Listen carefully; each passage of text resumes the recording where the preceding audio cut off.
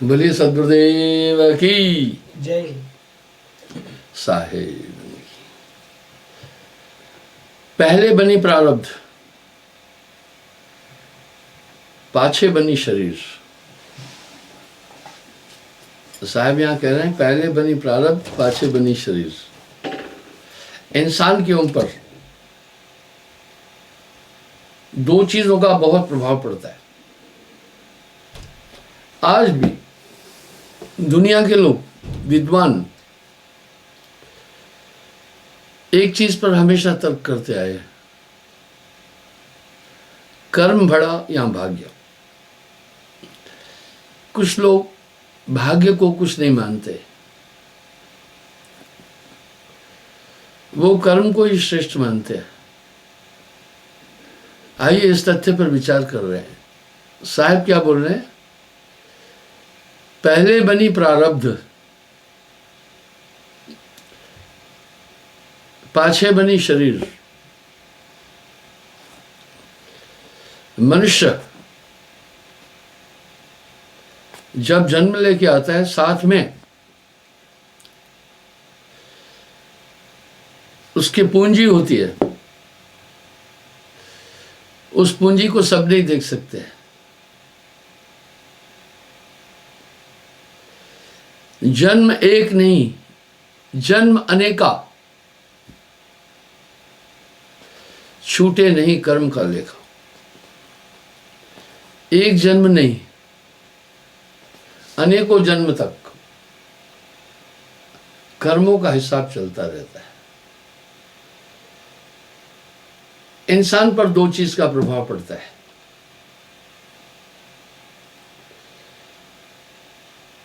पहला प्रारब्ध, दूसरा संसर्ग। जिस वातावरण में रहता है वो चीज सीखता है। साहब ने इस तथ्य को बहुत बारीकी से उठाया। आप देखते हैं कुछ बच्चे बचपन से ही क्रूर हैं,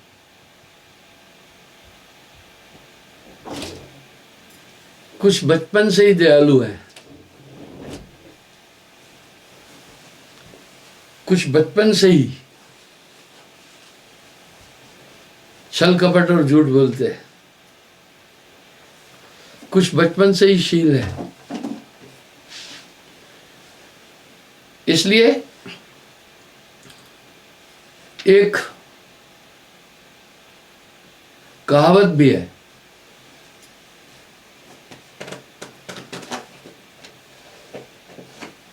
होनहार ब्रह्मन के हो चीखने पात, या पूत के पांव पलने में दिख जाते हैं। आइए दो चीजें कैसे आदमी के साथ आती हैं। पहला तो ये किस योनि से आया, ये संसार कर्म भूमि है। पहला किस योनि से आया,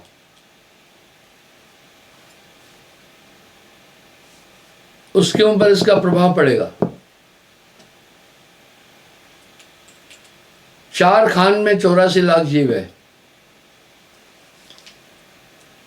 9 लाख जल के जीव बखाना, 14 लाख पक्षी परवाना, 14 लाख पक्षी है।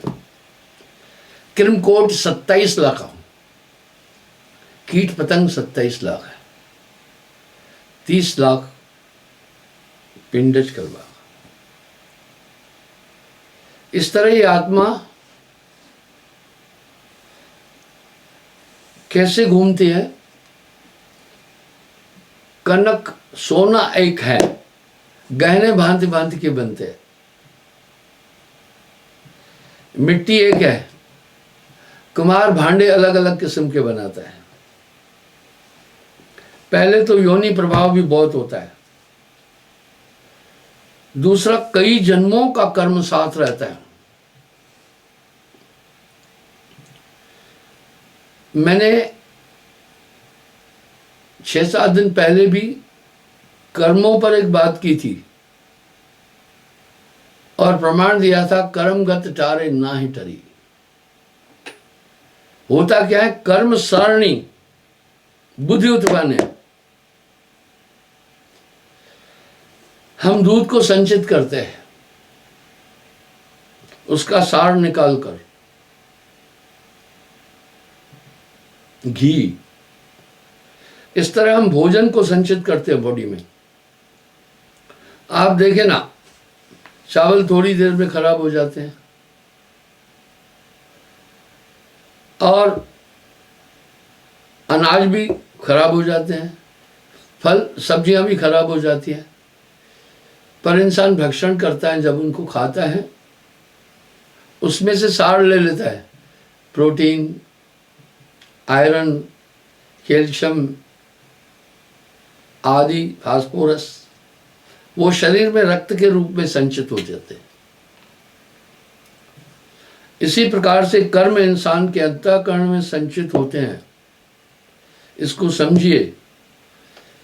इसको हमारे धर्मशास्त्रों ने भी कहा, संतों ने भी कहा। तो पहला ये जिस खान से आया, और कर्म के ऊपर संघ का बहुत बड़ा प्रभाव भी पड़ता है। आप देखें, अगर एक राजा के बच्चे को, पुत्र को छोटेपन में आप किसी ऐसी बस्ती में छोड़े जहां संस्कृति नहीं है, वो वहां पर असभ्य भाषा भी सीख लेगा, असभ्य सब चीजें करेगा।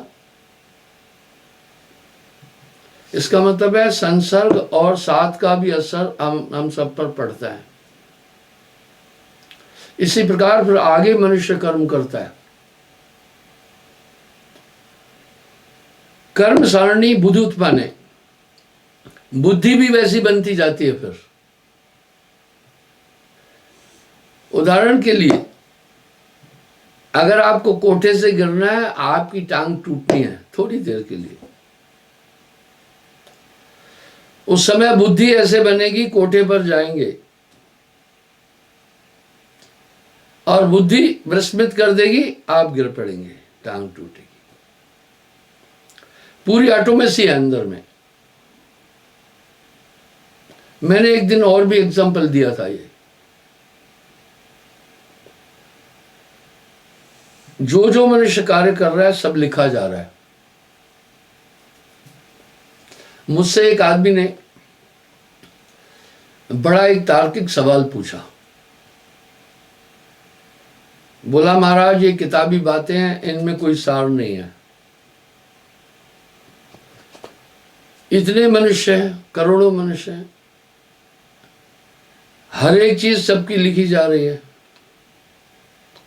धर्मराज के पास इतनी पेनें कहां से आ गई, इतने कागज कहां से आए, इतनी एम्प्लॉइज कहां से आई? ये कपोल कल्पित बातें हैं। मैंने कहा नहीं, मैं आज आपको वो फैक्ट्री दिखाऊंगा, कहां से कागज आते हैं ये दिखाऊंगा, एम्प्लॉय कौन है ये बताऊंगा, सब कुछ बता दूंगा। और कह रहे हैं ऊपर वाला देख रहा है।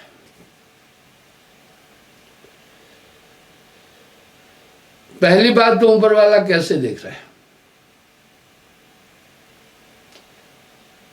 आपके मोबाइल में सिस्टम है, स्मार्टफोन में,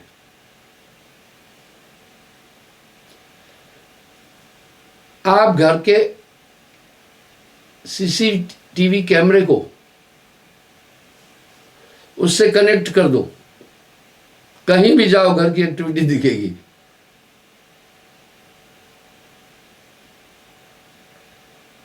आप किसी से फोन पर संपर्क कर रहे हैं, वो आपकी टच में है, वो गाड़ी से आ रहा है, जहां भी पहुंचा आपको दिखेगा। इंसान ने ऐसा इंस्ट्रूमेंट बनाया तो ब्रह्मांड की रचना और कार्य करने वाले के पास तो अद्भुत ताकत होगी। मैंने उसे एक बात समझाई, मैंने कहा तुम्हें वो मैं सब चीजें दिखाऊंगा, कौन सी फैक्ट्री से कागज आ रहे हैं, कहाँ से कलम आ रही है, कहाँ से अन्य चीजें आ रही है। जब आदमी शास्त्रों के तथ्यों को ठीक से नहीं समझता है तो कहता है कि इसमें लिखा ऐसे ही है। अब यहां साहब कह रहे हैं को कहे वेद झूठा, को कहे वेद झूठा, झूठा सोच वेद न विचारा। तो लोग इन बातों को गहराई से नहीं समझते हैं तो फिर क्या कहते हैं, कपोल कल्पित बातें ये कपोल कल्पित बातें नहीं है। मैंने कहा एक बात सुनो, मैं तुम्हें वो फैक्ट्री दिखाऊंगा, तुमने अपने जीवन में जो जो काम किए हैं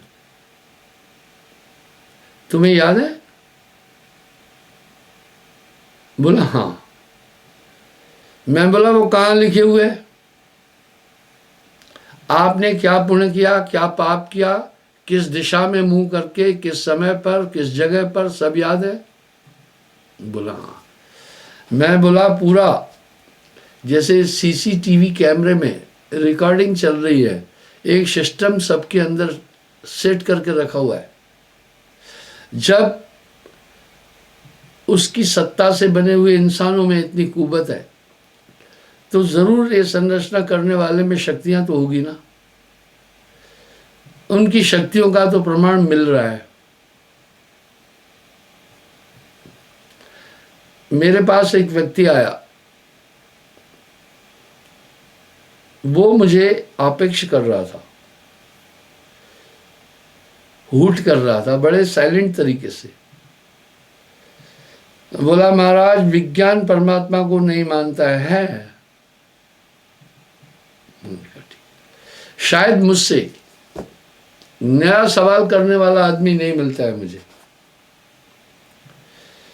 इस 50 साल से जो मैं दीक्षा देता आ रहा हूं, मुझसे अनेकों सवाल पूछे गए। वो सभी सवालों का जवाब मैं पहले कई लोगों को दे चुका होता हूं। उस आदमी से पहले ऐसे सवाल मुझसे कई लोग पूछे हुए होते हैं, इसलिए मुझे उनका जवाब देने में ज्यादा दिक्कत नहीं होती है। और नए सवाल बहुत कम लोग पूछते हैं जो पहले किसी ने नहीं पूछे हैं। ऐसे सवाल मुझसे बहुत कम लोग पूछते हैं।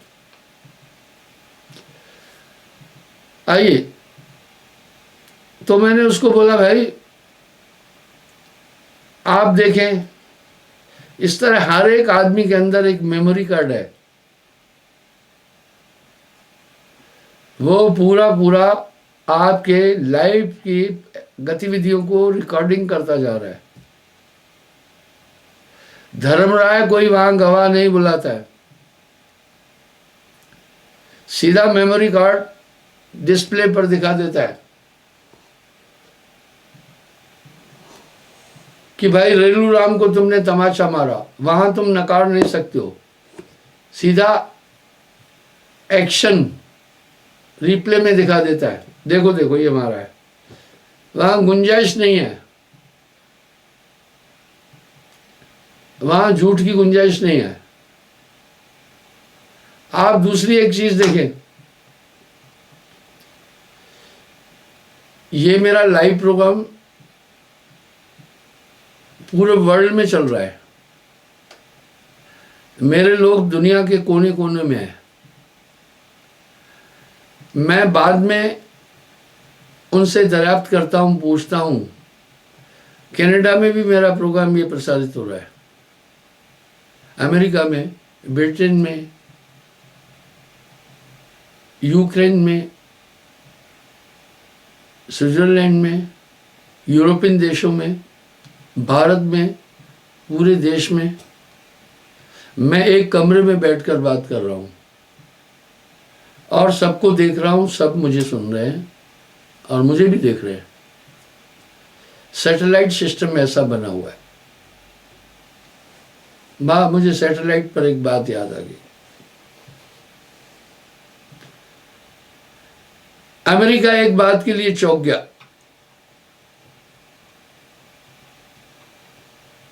कि रसिया ने सबसे पहले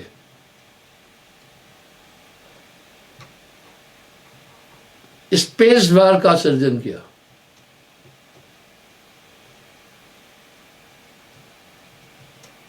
अब वैज्ञानिक और बुद्धिजीवी कह रहे हैं भविष्य का युद्ध न तो पानी में होगा, न तो धरती पर होगा, न तो हवा में होगा। उसमें परमाणु बम आदि का प्रयोग भी नहीं होगा, शस्त्रों का भी प्रयोग नहीं होगा। तो फिर ये युद्ध यानी स्पेस वार के साथ रीगन ने इसकी पहले रचना रखी थी स्टार वार। वो क्या कर देंगे, आपके सैटेलाइट को हिट कर देंगे वहां, किसी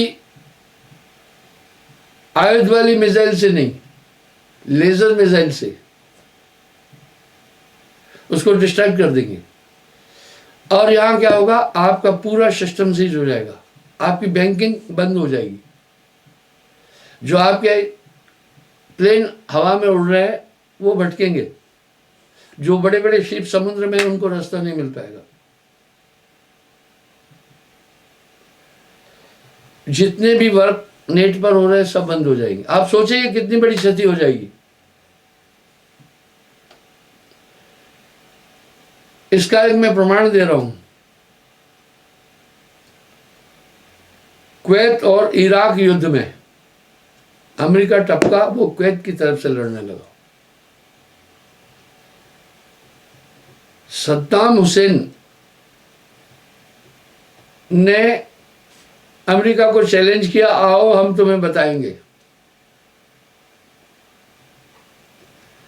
अमेरिका ने 3 दिन के अंदर ही, 2-3 दिन के अंदर ही इराक की गठरी बांध दी थी। क्या किया, सबसे पहले उनका कम्युनिकेशन सिस्टम सीज कर दिया।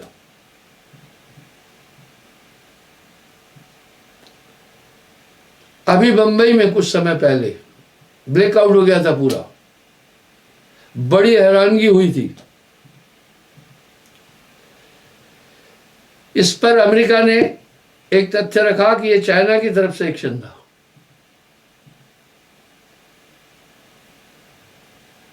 आज हम सब नेट और कंप्यूटर पर डिपेंड है। इन सभी इंस्ट्रूमेंट का संचालन सैटेलाइट से हो रहा है। अंतरिक्ष में जो उपग्रह भेजे गए हैं, जब उस उपग्रह को ही वहां पर डिस्ट्रैक्ट कर दिया गया तो यहां कुछ भी नहीं हो पाएगा। फिर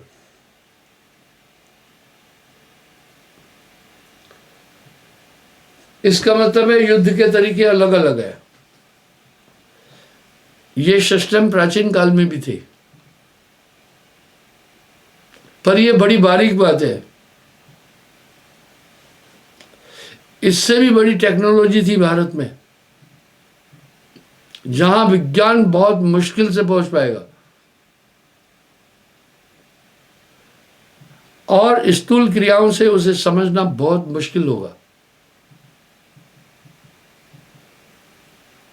मैं एक बात कई बार रटकर बोलता हूं कि आने वाले टाइम में वैज्ञानिक कंसंट्रेशन की वेब्स को ज्यादा पावरफुल मानेंगे। लेजर वेब्स भी उसके आगे कुछ नहीं है। प्राचीन काल में युद्ध हुई है, आप देखें वशिष्ठ और विश्वामित्र का भी युद्ध हुआ। विश्वामित्र ने हर तरह का शस्त्र का प्रहार किया वशिष्ठ जी पर वो अपने को ऐसा सिक्योर किए, एक भी उनके शस्त्र का प्रभाव वशिष्ठ पर नहीं पड़ा।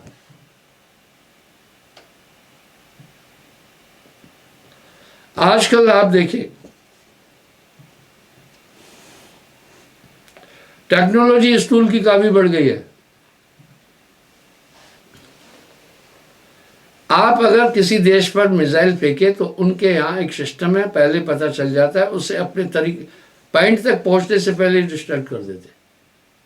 ऐसे प्रमाण और भी दूंगा आपको। विराट युद्ध में अकेले अर्जुन ने पूरी कौरव सेना को पराजित कर दिया था,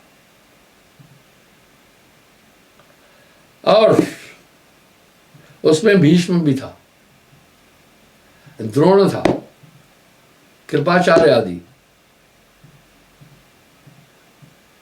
अश्वत्थामा, कर्ण, ये अजय योद्धा थे। उस कंसंट्रेशन वार में सबको मूर्छित कर दिया था। आप देखें ना,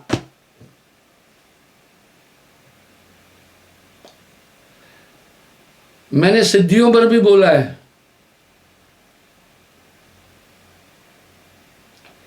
एक सिद्धि है महासिद्धि, वो भी संकल्प शक्ति से होती है और थ्रो कंसंट्रेशन होता है। जितनी भी मारण, मरण, सम्मोहन, उच्चाटन, वशीकरण आदि शक्तियां चलती है दूसरे को प्रभावित करने की, वो भी थ्रो कंसंट्रेशन और आई से चलती है।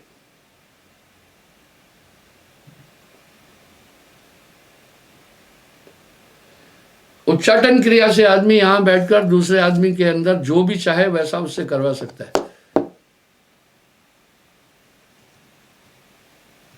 यहां तक कि वो इंसान को मार भी सकता है। उसके दिमाग के बैलेंस को भी डिसबैलेंस कर सकता है, बशर्ते वो इसमें परिपक्व हो। पर आज का आदमी अध्यात्म में कम परिपक्व है, वो भौतिक में पूरा अपनी ऊर्जा उसने भौतिक में लगा दी है। आप ब्रह्मास्त्रों को क्या मानते हैं? अग्निबाण, बाण चलाया पूरी आग हो जाती थी। ये लेजर मिसाइल नहीं है।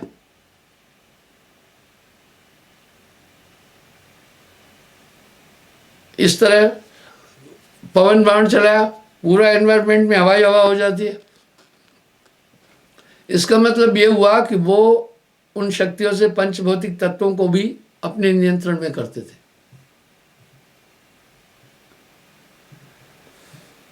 भाइयों बंधुओं, साहब ने इन शक्तियों पर काफी बातें की है।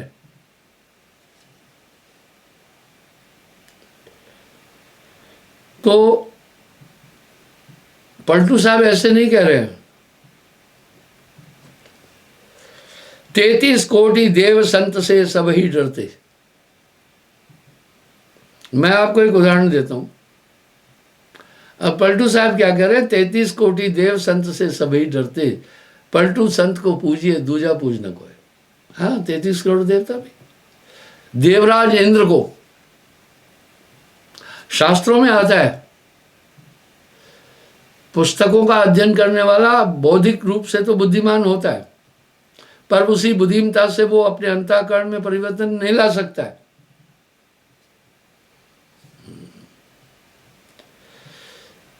अब आप सोचें कि कितनी सुपर टेक्नोलॉजी थी हमारे यहां। मैंने ये संवाद पहले भी बोला। महर्षि वाल्मीकि जी के आश्रम पर लव कुश और सीता जी रहे, एक शरणागत के तौर पर गए थे।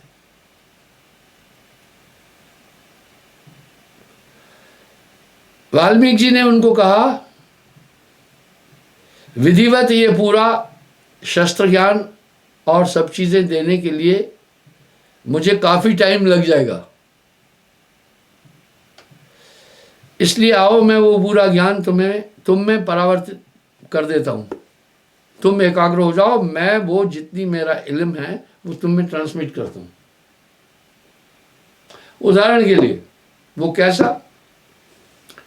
एक डॉक्टर किसी को डॉक्टर बना सकता है,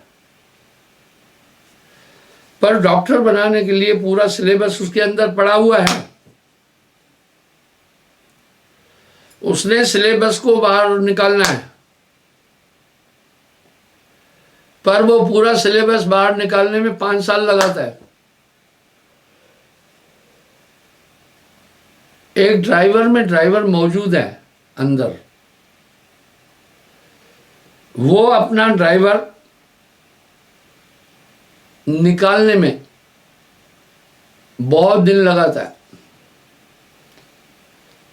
एक इंजीनियर के अंदर इंजीनियर है, इसलिए इंजीनियरों को तो इंजीनियर ही तो इंजीनियर बना रहे हैं ना, पर वो अपने अंदर का इंजीनियर निकालने का उसके पास सिस्टम नहीं है। मैं इसका उदाहरण दूंगा।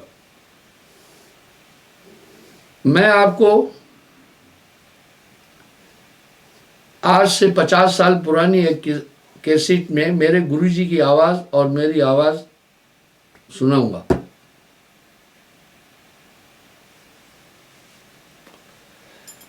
उस समय मेरा एक भांजा था, मेरे सत्संग की सीडियां बनाता था, कैसेटें बनाता था। तो बहुत टाइम लगता था, मुझे हजारों कैसेट की जरूरत होती थी। बोला गुरुजी इसको यूं बनाने में बहुत टाइम लगता है, क्योंकि वो रिकॉर्डिंग एक तरफ से रिकॉर्डिंग होती है, दूसरे में वो रिकॉर्ड होता जाता है, टाइम लग जाता है बहुत। आज क्या है, पेन ड्राइव 5 मिनट के अंदर हजारों आप चीजें उसमें ट्रांसमिट कर सकते हैं। अब ये मेरा प्रोग्राम लाइव चल रहा है, इसको एडिटिंग करके बाद में YouTube में डाल देंगे, पूरा सेम का सेम उधर ट्रांसमिट कर दिया। जब भौतिक की ये चीजें यूं हो सकती है, तो स्पिरिचुअल पावर से कोई आदमी अपने अंदर की ताकत दूसरे में कैसे नहीं समाविष्ट कर सकता है। पर ये बहुत बारीक थ्योरी है, सभी आदमी नहीं समझ सकेंगे। इस तरह से एक पूर्ण सदगुरु, ये एक बिल्कुल भी वैज्ञानिक तथ्य है। तो वाल्मीकि जी ने उनको क्या बोला, तुम कंसंट्रेट हो जाओ, मैं तुम्हारे अंदर अपना पूरा नॉलेज, पूरी विद्या ट्रांसमिट कर दूंगा। और उन्होंने वो पूरी चीज उन्होंने ट्रांसमिट कर दी थी।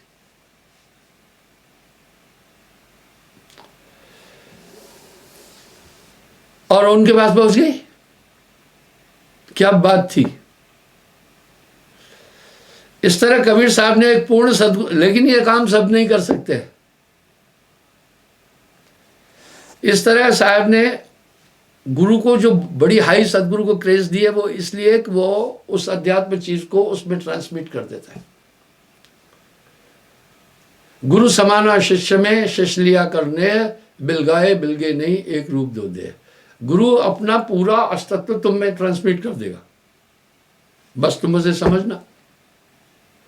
इसी पर तो कह दिया ना साहब ने, जब मैं था तो गुरु नहीं, जब मैं था तो गुरु नहीं,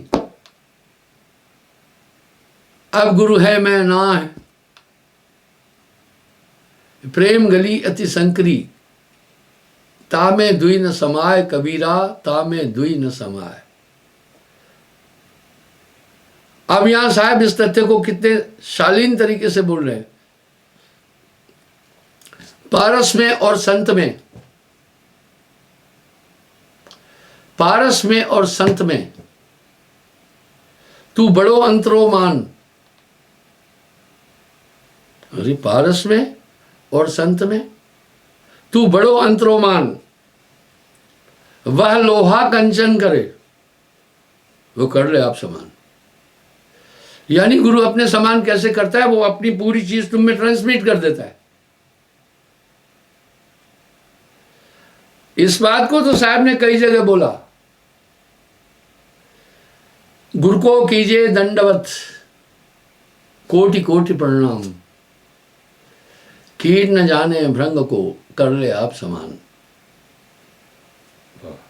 भृंगा कीड़े को अपने समान बना देता है।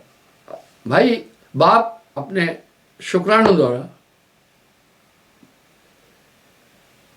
अपने जैसा एक बच्चा पैदा कर देते हैं।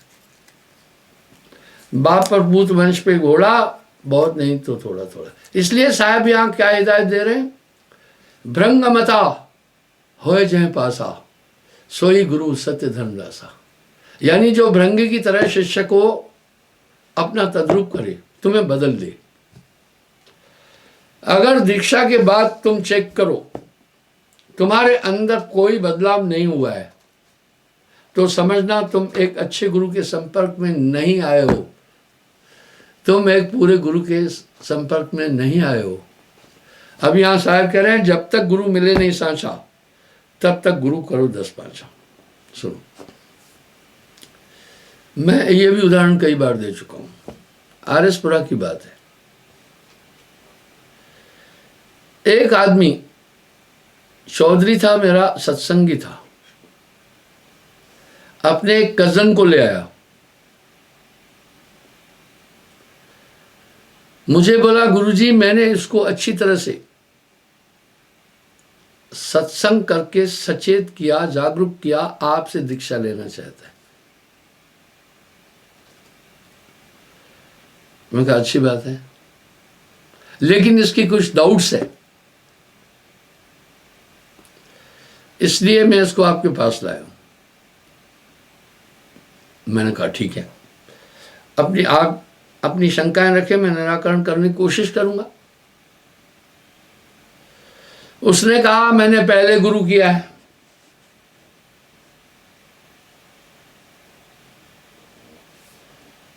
मुझे उस गुरु ने किया, दूसरा गुरु अगर करेगा तो नरक में चला जाएगा।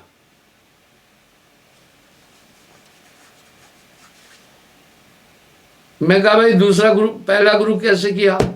बोला गुरुजी कैसे किया वो मैं बताता हूं। मैं गया था किसी कार्य के लिए, तो एक शास्त्री का चेला मेरा रिश्तेदार था, वो भी साथ था। वो शास्त्री जी वहां मिल गया।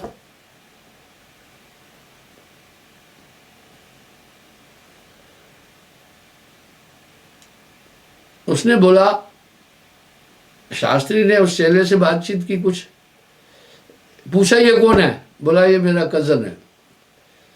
सर पर हाथ रखकर उसको कहा जा बच्चे राम नाम जप, अब मैं गुरु तू चेला।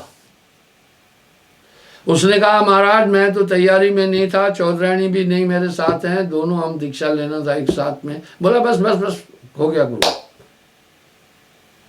वाह जी वाह, क्या बात है। आजकल तो कैसा है मैं आपको बताता हूं। एक कथावाचक कथा करता है, कथा करते करते फिर क्या बोलता है, भैया हरिओम नमो शिवाय जपना, यही परमात्मा का सच्चा नाम है, जाओ तुम गुरु, मैं गुरु तुम चेला। हाँ ये कैसी बात है? मान न मान, हम तुम्हारे मेहमान। आजकल ये भी पद्धतियां चल रही। तो उसको एक शंका थी, मैं झूठी बात नहीं करता हूं। मैंने उन्हें साहब का एक दोहा बताया,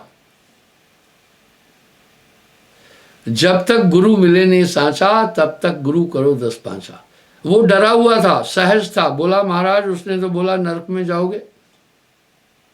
मैं बोला ये संख्या बढ़ाने का उचित साधन नहीं है, 100 कपूतों से एक सपूत अच्छा होता है। इस तरह से ये भी गुरुवाइयां चलती। अगर तुम्हें दीक्षा लेने के बाद अपने अंदर बदलाव नहीं महसूस हुआ, तो ये समझ लेना कि तुम अच्छे गुरु के संपर्क में नहीं आए हो। अब आप मुझसे एक सवाल पूछेंगे, वो सवाल भी ऐसा ही होगा। एक बार एक गांव का एक सरपंच आया, मुझे कहने लगा महाराज हमारे गांव में आपका एक नामी है। वो नाम लिया, अभी भी शराब पीता है। यानी वो क्या, उसका अभिप्राय क्या था? उसका अभिप्राय ये था कि आप ये दावा करते हैं कि मैं आदमी को बदलता हूं, वो तो बदला ही नहीं। उसका अभिप्राय मैं समझा, उसका मंतव्य मुझे समझ में आया। वो क्षेत्रान वेदी टाइप का आदमी था। मैंने कहा भाई सरपंच जी मेरी एक बात सुने, आपके गांव में मेरे सत्संगी कितने हैं? बोला 60-70 है। मैंने बोला उन 60-70 में की विशेषता को नहीं समझ पाए। एक उसमें से खोटा निकला, उसका एग्जांपल दे रहे ना। एक स्वर्ण का महल भी बनाओ, चींटी पता है क्या करती है? वो छेद ही ढूंढेगी रहने के लिए, छिद्रान वेदी कहते हैं उसको।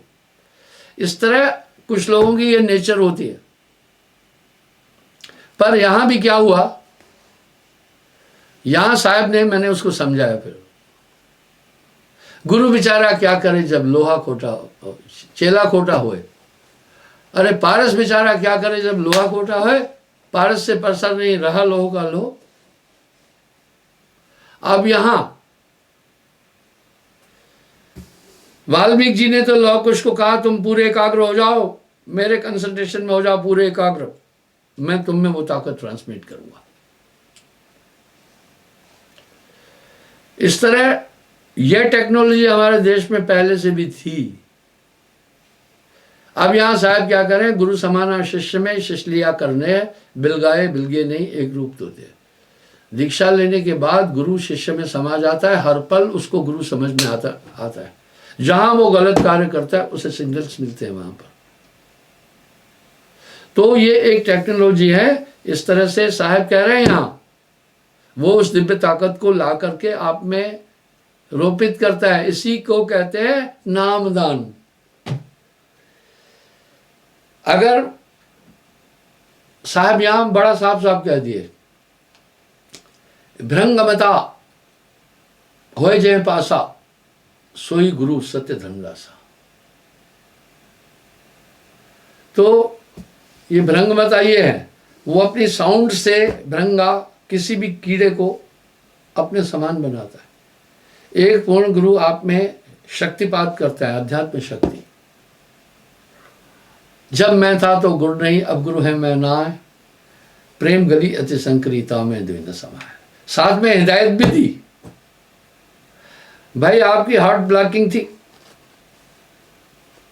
डॉक्टर ने देखा, स्टेंट डाला या बाकी चीज डाली या ऑपरेशन किया या बाईपास सर्जरी किया, आपको बाद में हिदायत तो दे रहा है ना।